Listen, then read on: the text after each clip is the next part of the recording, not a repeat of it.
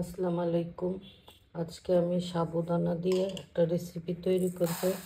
এই সাবুদানা আধা ঘন্টা ভিজিয়ে রাখতে হবে। এই যে সাবুদানা আধা ঘন্টা ভিজিয়ে রেখে পরে ঝরা দেওয়া লাগবে, দেখাবো আপনাদের। এখন আমি এই সাবুদানাগুলি ঝরিয়ে নিব। আধা ঘন্টা হয়ে গেছে। সাবুদানাগুলি ঝরিয়ে রাখবো জালির ভিতরে, পানি সব ঝরে যাবে।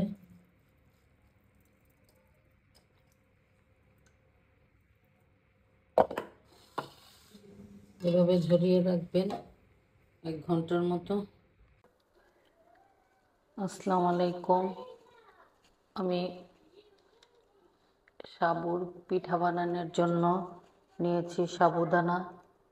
আগে দেখিয়েছি সাবুদানা ভিজিয়ে আধা ঘন্টা রেখেছি, তারপর চালনির ভিতরে রেখে প্রায় 2-3 ঘন্টা ওইভাবে রেখেছি। এখন দেখেন পুরো ঝরঝরে হয়ে গেছে। এখন এর ভিতরে এর উপকরণগুলো হলো সাবুদানা, চিনি, নারকেল। এটাকে মাখিয়ে এখন আমি একটা পিঠা তৈরি করব, সাবুদানার পিঠা, নারকেলি পিঠা।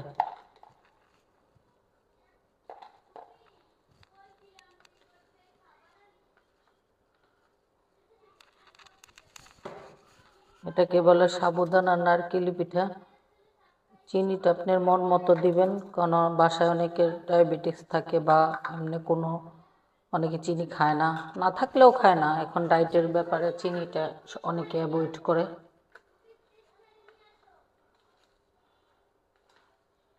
এভাবে মাখিয়ে আপনাদের পরে হালকা 2 চামচ কর্ন পাউডার নিয়ে নেবেন। কর্ন পাউডারটা দিলে জিনিসটা সুন্দর হয়, মাখো মাখো হবে।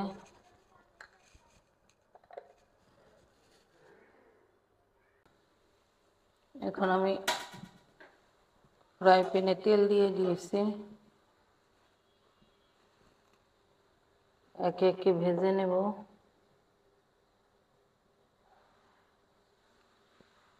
তেল গরম হয়ে গেছে, একে একে আমি দিয়ে দিচ্ছি। এটা হলো নারকেলি পিঠা সাবুদানার।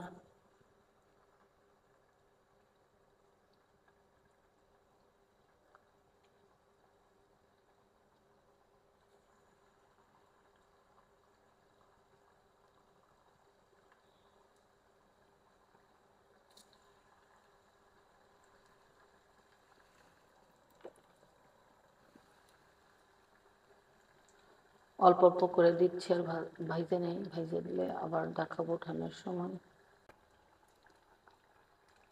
আমার হয়ে গেছে সাবুদানা নারকেলি পিঠা। এই দেখেন আমি উঠায় নিচ্ছি তেল ঝরিয়ে।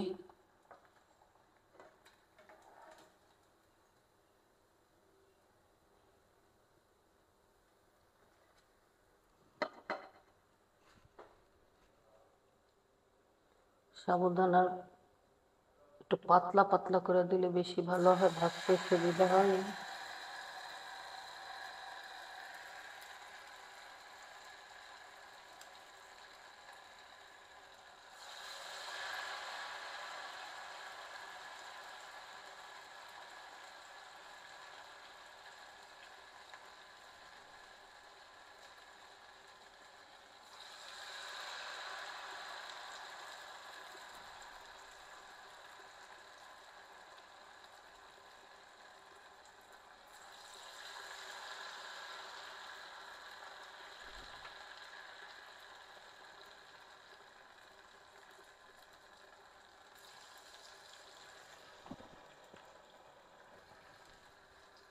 আবার বানিয়ে দেখাবো। এই যে আমার সাবুদানা নারকেলি পিঠা হয়ে গেছে। ভালো লাগলে লাইক দিবেন, কমেন্টস করবেন, শেয়ার দিবেন এবং ভালো ভালো টিপস পেতে গেলে সাবস্ক্রাইব করবেন, ফলোয়ার্স করবেন। সুস্থ থাকবেন, ভালো থাকবেন। আসসালামু আলাইকুম।